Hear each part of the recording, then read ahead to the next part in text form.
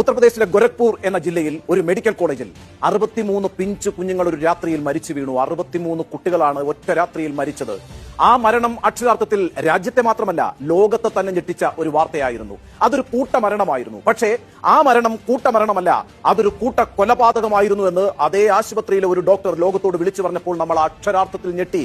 നോക്കൂ, 63 പിഞ്ചു കുഞ്ഞുങ്ങളുടെ മരണം ഒരു കൂട്ട കൊലപാതകമായിരുന്നു എന്ന് നമ്മളോട് പറഞ്ഞ ഡോക്ടറിന്റെ പേര് ഡോക്ടർ കഫീൽ ഖാൻ എന്നാണ്. അദ്ദേഹം അതിന്റെ കാരണവും നമ്മളോട് വിശദീകരിച്ചു.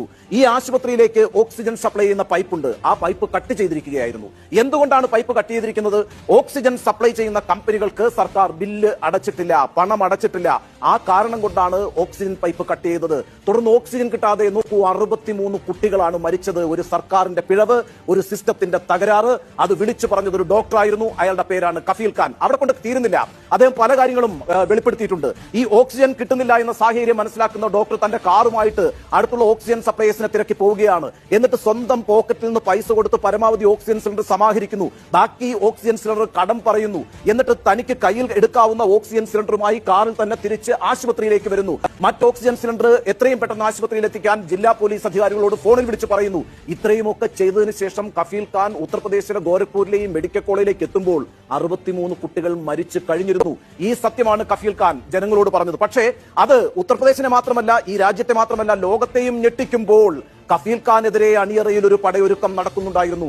നിങ്ങൾ മനസ്സിലാക്കേണ്ട ഒരു കാര്യം, ഗോരഖ്പൂർ എന്ന് പറയുന്നത് മുഖ്യമന്ത്രി യോഗി ആദിത്യനാഥിന്റെ ജില്ലയാണ്. ആ മണ്ഡലത്തിൽ നിന്നാണ് പലതവണ ലോക്സഭയിലേക്ക് ആദിത്യനാഥ് വിജയിച്ചു വന്നിട്ടുള്ളത്.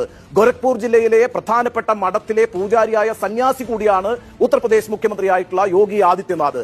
അദ്ദേഹത്തിന്റെ ജില്ലയിലെ ഒരു മെഡിക്കൽ കോളേജിലാണ് ഓക്സിജൻ കിട്ടാത്തതിന്റെ പേരിൽ 63ഓളം പിഞ്ചു കുഞ്ഞുങ്ങൾ ഒറ്റ രാത്രി കൊണ്ട് മരിച്ചു വീണത്.